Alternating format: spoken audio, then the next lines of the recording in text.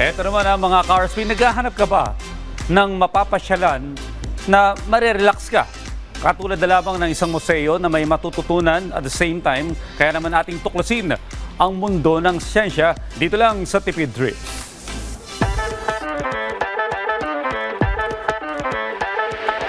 Akala mo mall trip lang pero biglang naging science adventure. Sa bawat sulok, may bagong matututunan. Mula sa kalikasan, papunta sa kalawakan. Para ka na rin pumasok sa eskwela, kaya tara at tuklasin ng siyensya sa pinakamalaking interactive science museum sa Makati City. Biyahe na tayo sa Tipid Trips!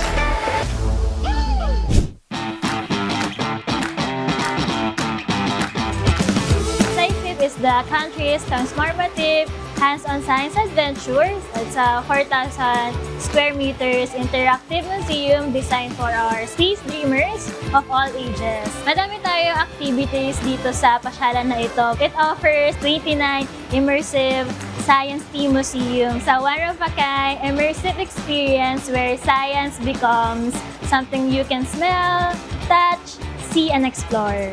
Pagpasok mo pa lang, natupad na agad ang pangarap mong bumisita sa ibang mundo na puno ng iba't ibang science activities kung saan ikaw mismo ang mag-e-eksperimento.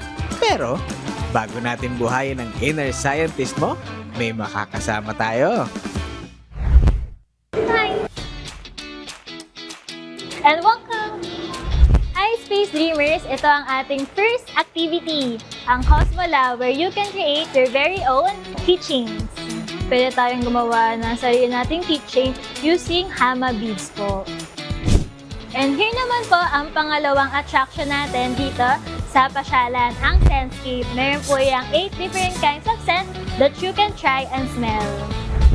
Dito naman sa Aquascape, natututunan mo ang life cycle of fish and you can also adopt a fish. Dito naman po sa Terrascape, matutunan natin ang life cycle of plants from seed, germination, seeding, adult plant, reproduction, and death. Dito naman po sa Windscape, maranasan mo kung gaano kalakas ang hangin tuwing may bagyo.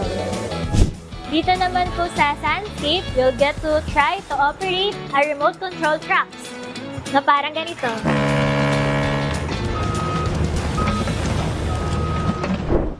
Matapos tayong magpaka-foreman sa buhangin, lipat naman tayo sa next project site.